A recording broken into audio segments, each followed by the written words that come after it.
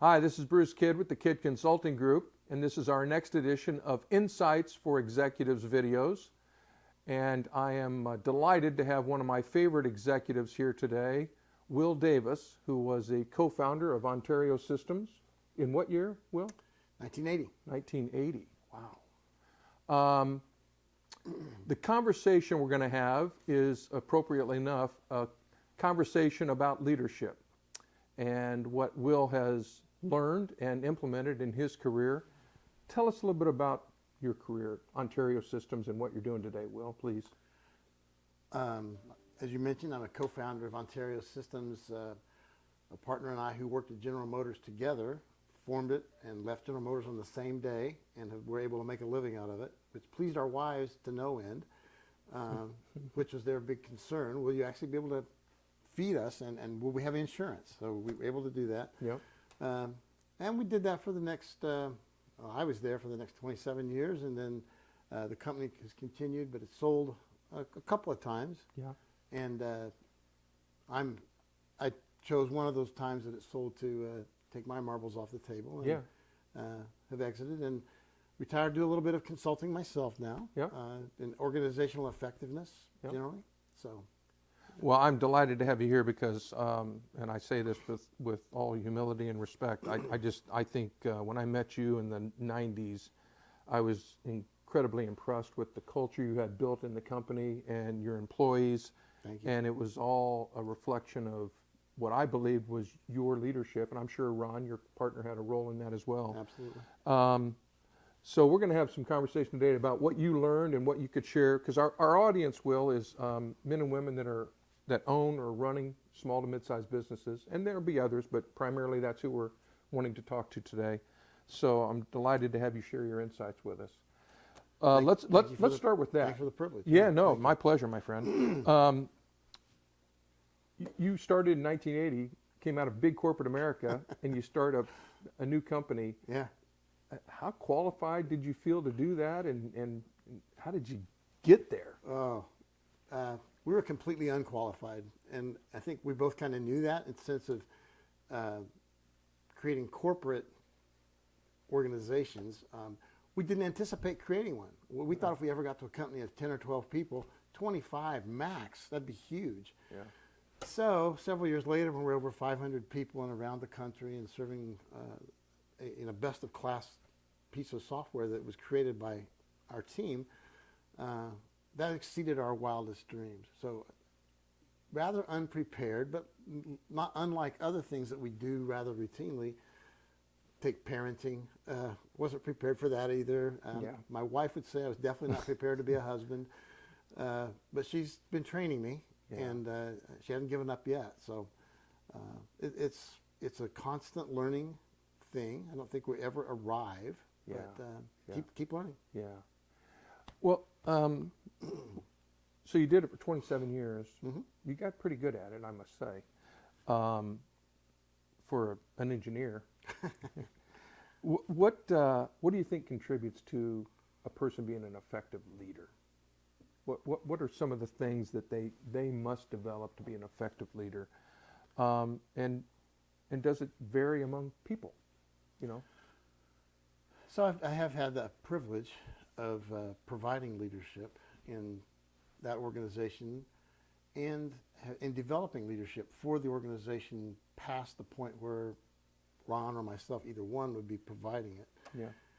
And developing the talent, the skill set among the staff that was there as well. So I do have some thoughts about what we've learned in that process. Yeah.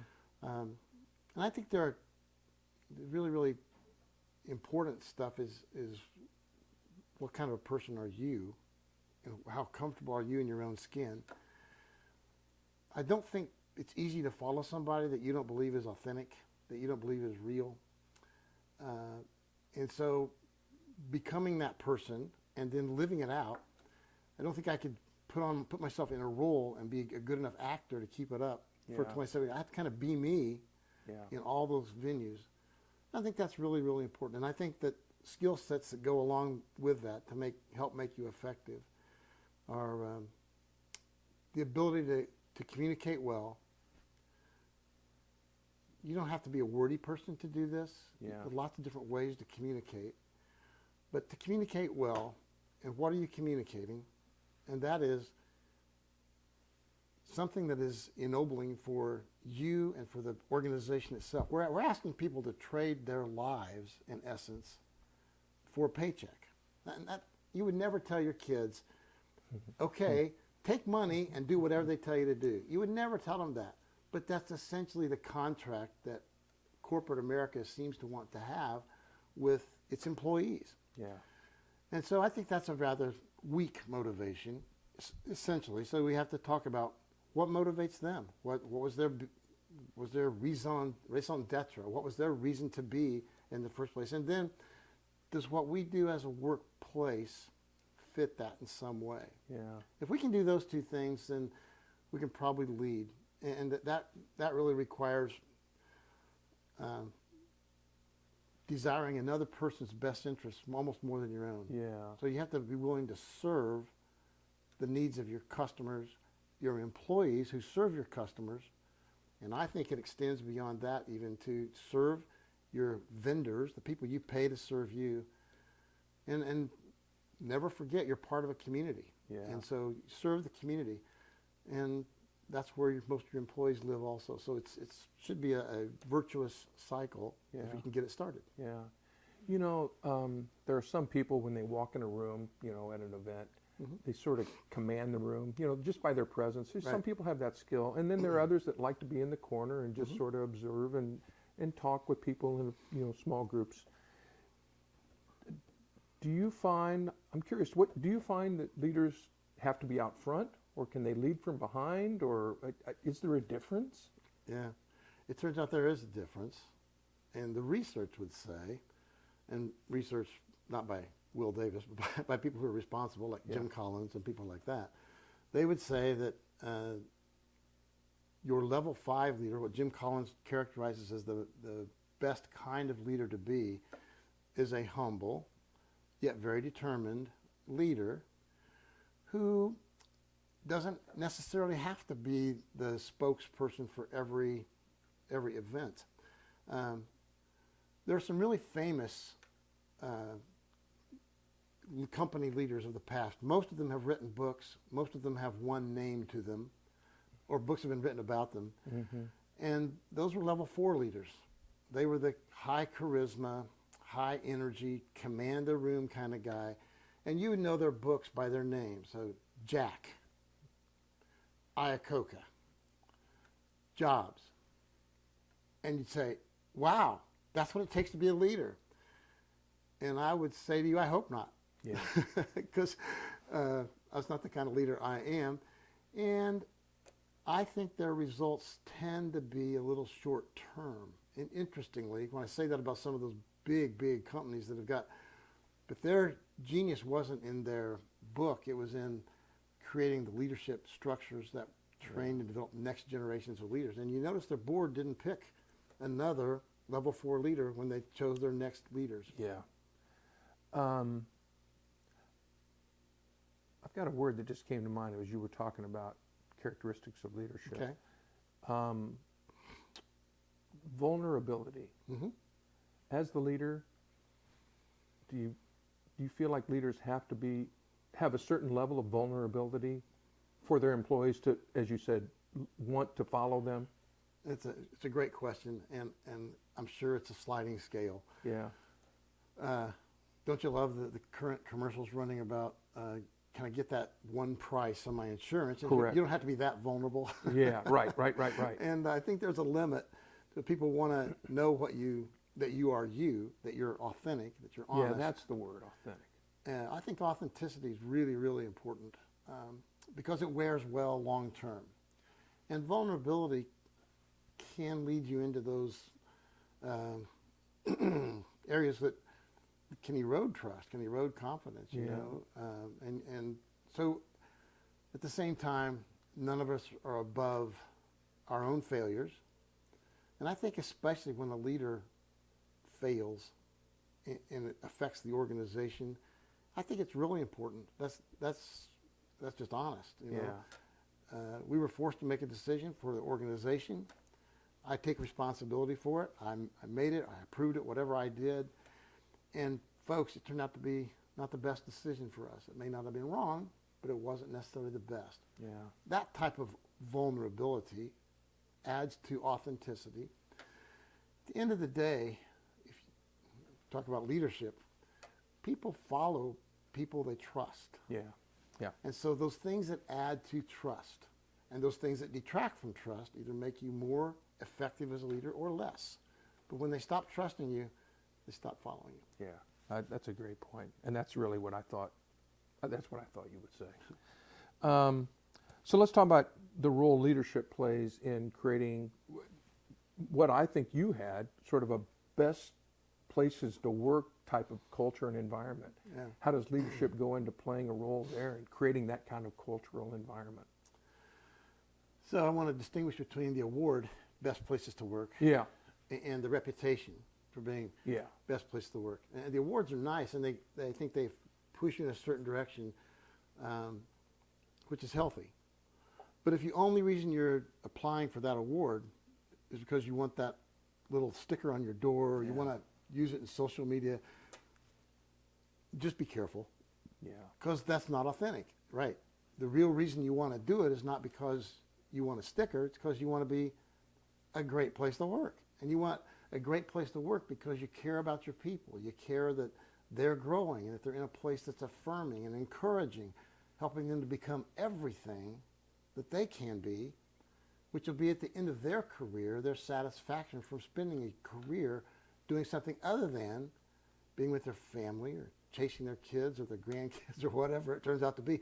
But there are higher values in life than just get up, go to work, make money. Right. And how do you compete with those things?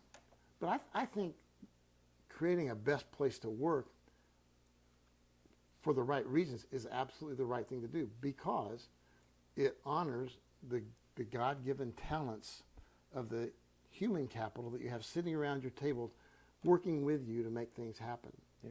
So we want to be there. We want to answer the question really well.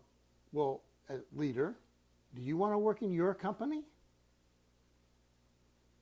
Well, fine. You've got all the perks that go with being a leader.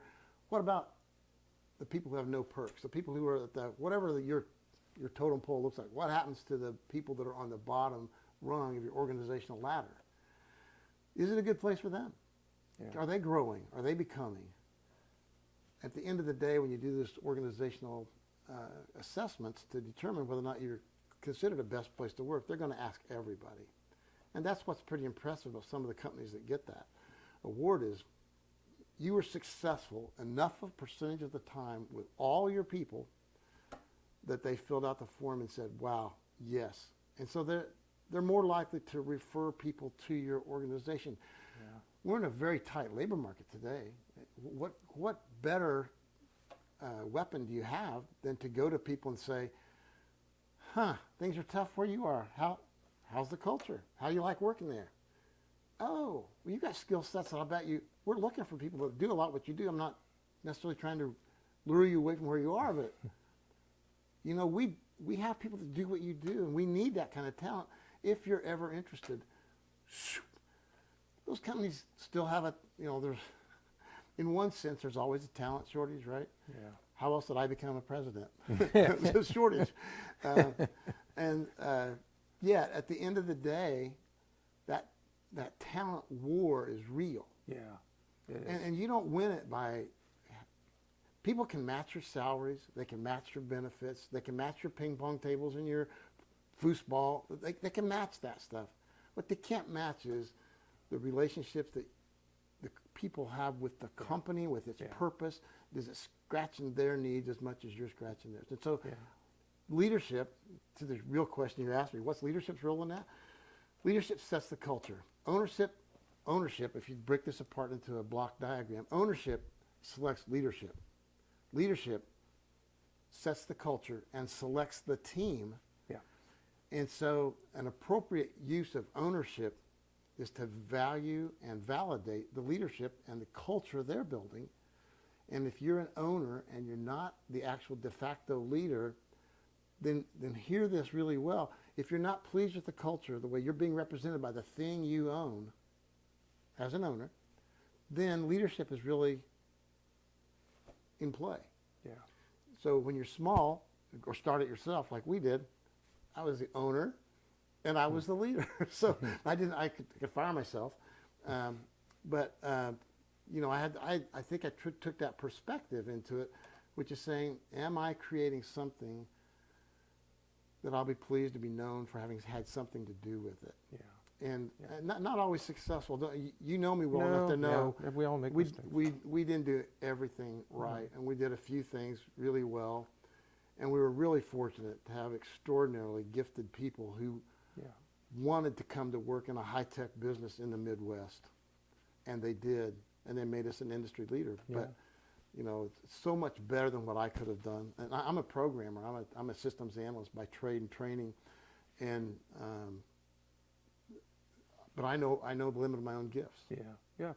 And then, so we had people far more gifted, but to attract them, to have them stay. Our average turnover rate, 3.5%. Yeah, remarkable. And people wanted to be there, and these are people that could go work anywhere. They're really amazing human beings. So anyway, very fortunate. I think creating a culture is leadership's primary responsibility. Yeah. And you do that by selection and by development, training, all the programs that go through the HR side of the house.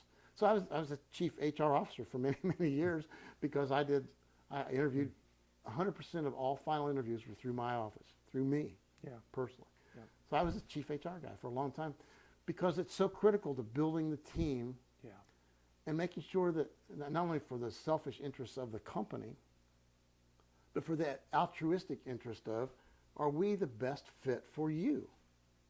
And that's a reasonable question. It's an important question. It's one about which I think your honesty, your own integrity will be judged. Yeah. If you hired somebody just to manipulate, if you manipulate it, if somebody comes away feeling as though you manipulated them into wanting to come to work for you, but you weren't totally honest with them, what they'd be doing.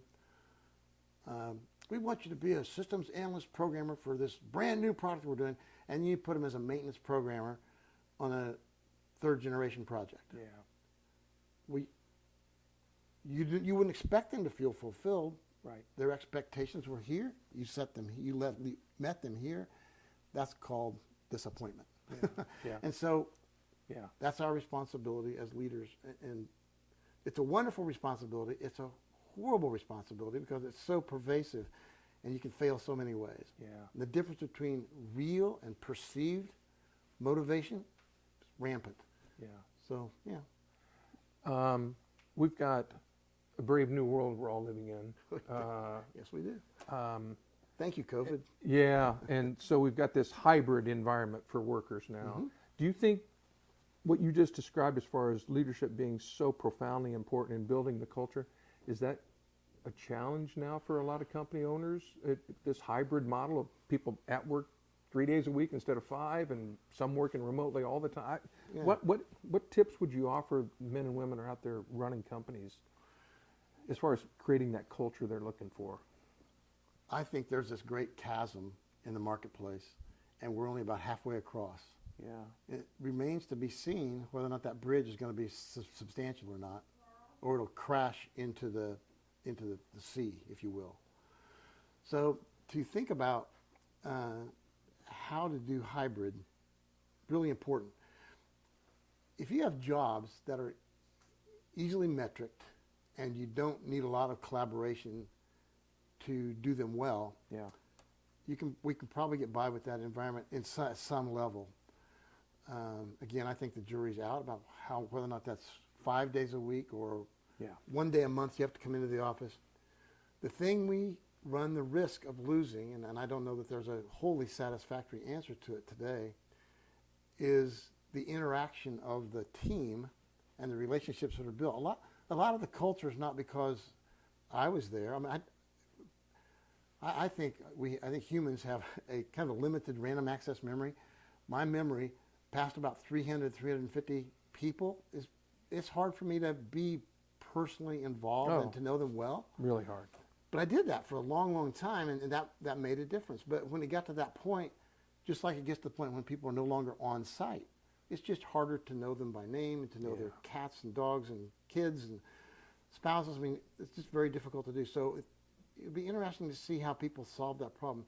But we're definitely giving up the interpersonal interactions, which I think are really important. Man is a social animal. Yeah. We just are.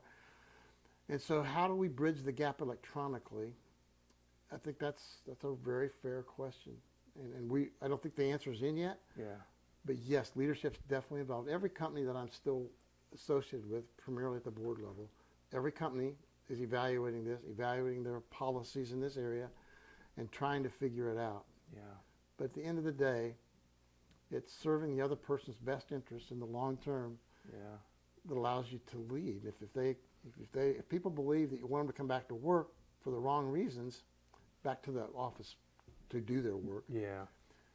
If you believe you want that for the wrong reasons, that you want to exercise some Machiavellian level of control, or you don't trust me, or whatever that implies to them, it'll be difficult to get them to come back to the office. Yeah. Yeah. But if we can build this and build it on the right basis, you can learn more. Our training you're going to be here for so much training. And again, these things are still being quantified in the workplace, in my opinion. Yeah, so we're still in the middle of it. figure it out. Yeah. So you mentioned a moment ago the wonderful aspects and the challenging aspects of being the leader. Mhm. You got tough chore sometimes, tough tasks sometimes. Right. So long hours, you have to make tough decisions. You got to be present as the leader. What tips would you offer the men and women out there running companies that to embrace that responsibility? Because it is a real responsibility. You and I had lunch the other day, and you talked about it's not just the employee that you're leading, but you're impacting his or her families as well. Absolutely. So it is a responsibility. What tips would you offer the men and women out there running small companies about embracing that responsibility? How they can embrace it more effectively? Yeah. When the going gets tough, the tough do what? And I think to have resilience yourself and to continue to build back into the organization, that's why I said initially, to be a leader, the first thing you have to do is know yourself. Yeah. You got to know your why. Why are you on the planet? It's important to understand what the gifts, talents, and abilities are of the people you're going to hire, but you were your first hire. Why did you want to do this? Right. What purpose is fulfilled besides making a paycheck? And if it's just making a paycheck, I came out of General Motors, and so I was very marketable at the time. A skill set that Ron and I both had skill sets that were substantially unduplicated in the marketplace. We could have gone to work for another employer and probably made more money, certainly not taking on debt, certainly not taking on risk. So you have to remember your why. Why am I doing this? And by the way, I had better vacations and more flexibility when I worked in a big company because there were other people to cover for me when I wasn't there. Yeah. So I think the most important thing is to know your own, why do you think you're on the planet? That requires some introspection. I think having a spiritual basis for that is important. I mentioned this the other day to you. It's a surprising statistic to me. I think most people would not be surprised to learn that the Bible is the most widely purchased book on the planet. And the second most widely purchased book on the planet is a book written by a guy named Rick Warren, who wrote a book called The Purpose-Driven Life. And the first sentence of the book is very arresting for most of us anyways, because he says, it's not about you. It's not about me. Well, what's it about? Yeah. He said, well, it's not about you. If you were created, you ought to ask the Creator. It's not bad advice, right? Yeah. So I think there's this, and again, in the workplace, I know we shy away from certainly don't want to be prescriptive about it, but I think that in fairness, as we mature, it's fair to ask yourself, why am I on the planet? Right. And is what I'm doing contributing to that purpose? So when I have that tough conversations, I want to recalibrate every time with, now, why am I on the planet in this tough conversation? Whether a client situation, whether it was an employee situation, what's my role in this, and how do I serve this larger purpose? Yeah. To be honest, that cost me money.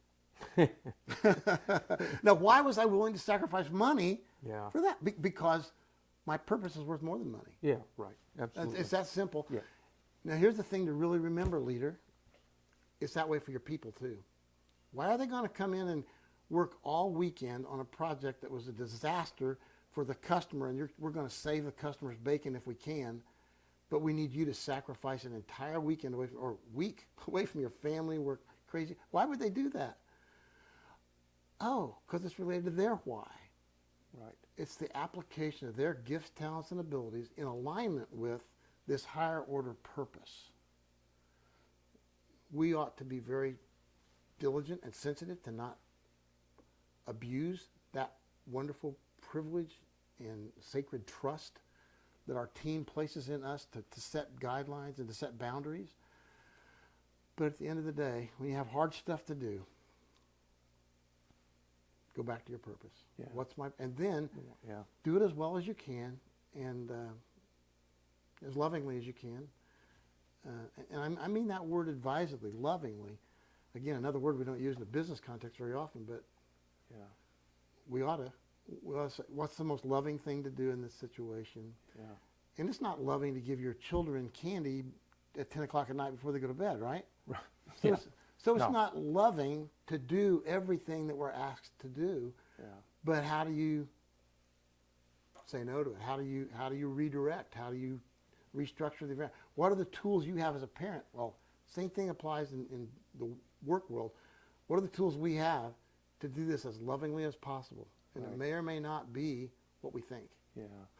But it's certainly not always just, this is not capitulation. This is acting out of the tough discipline of loving other people the way we love ourselves, Right. which is wanting our own best good Yeah. out of this final circumstance. Yeah. No, I think that's profoundly important and absolutely right. Because you live that. I thank you. I've known you long enough to know that's Well, I those are your try. values Thank as you. well. No, That's good. I appreciate that. Thank you. So several years ago, you wrote a book called Creating Cultural Excellence. Mhm.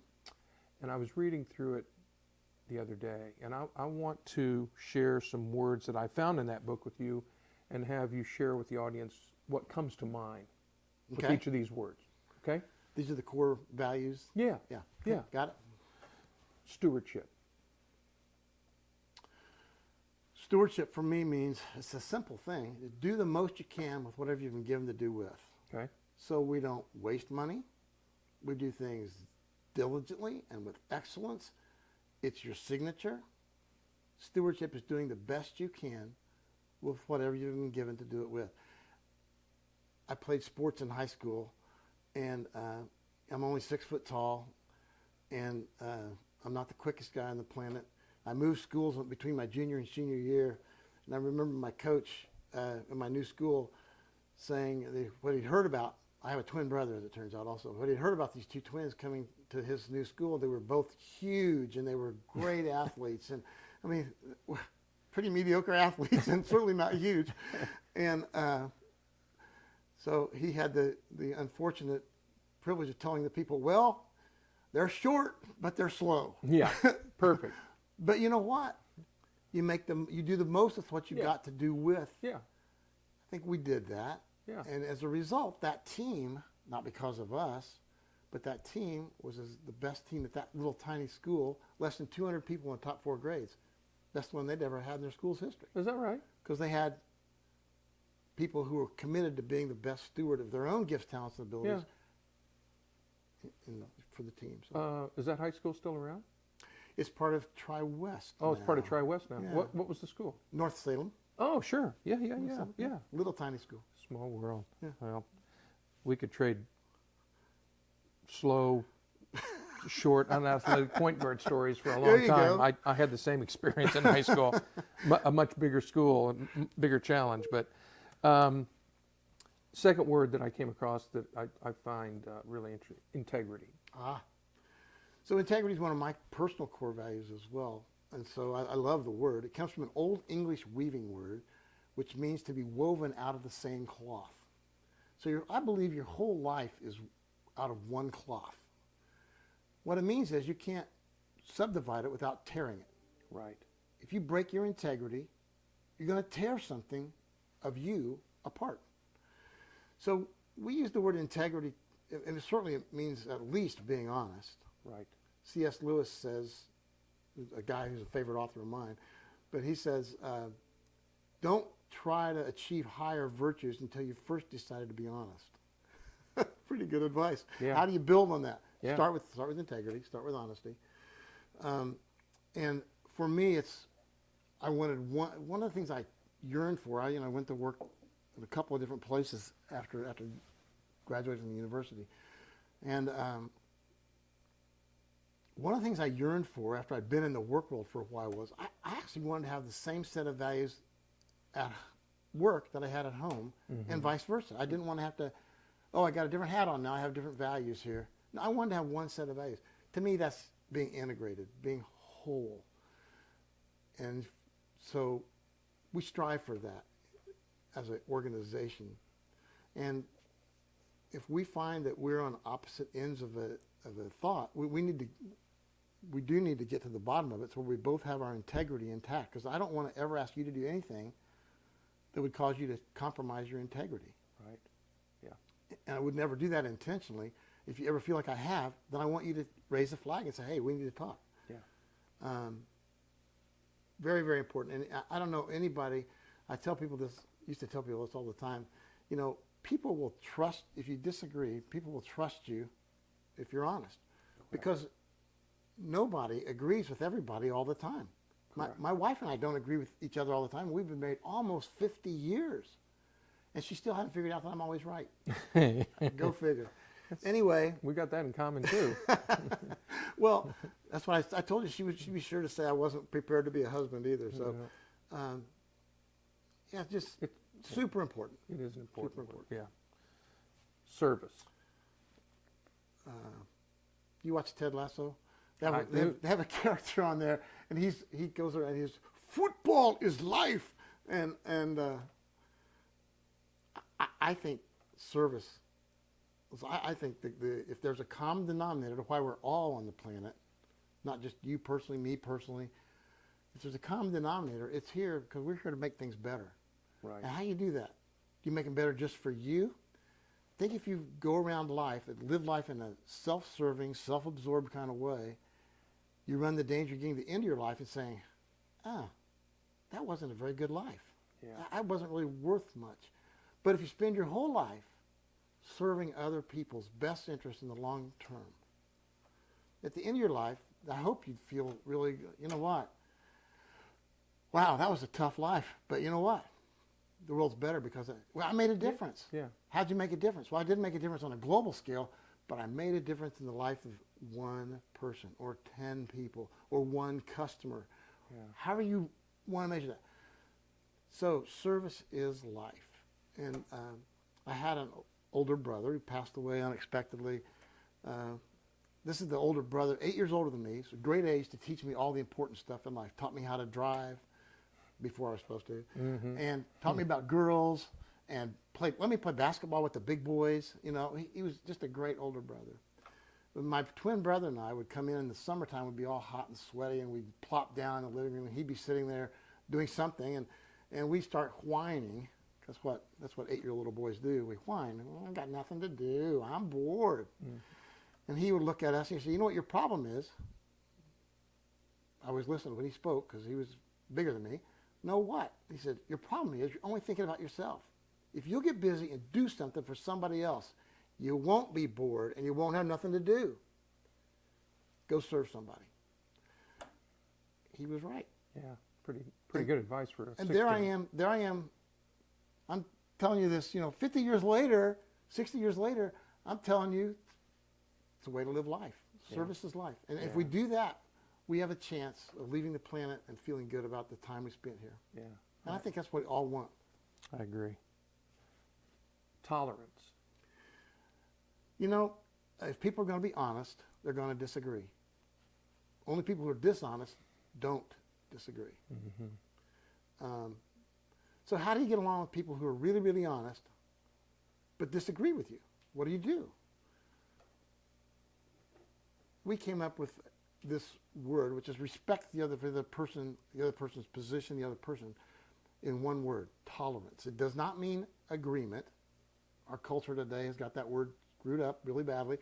It does not mean agreement. It means that in spite of the fact that we don't agree, we can get along. Right. And so how do you do that? And I'm not going to recite the whole thing, though it's my favorite poem in the whole world, but the 12 blind men who go to see the elephant. It's called The Blind Men and the Elephant. John Godfrey Sachs wrote the thing. You probably studied it in 7th or 8th grade. I'm sure I did. In some language arts class. But the basic story is 5 blind people go to see an elephant, and they ask him, well, so what's the elephant like? And because they touch different parts of the elephant, they have different responses. That when it touches the trunk, says it's like a snake. The one that touches the wall, the side, says it's like a wall. The tail, it's like a rope.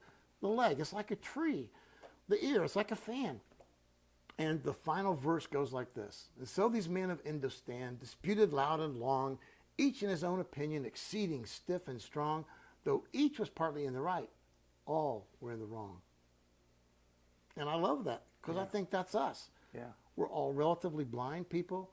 We've touched relatively different parts of the elephant, and we need to respect infinitely the journey that other people have taken to get to the view they have. Yeah.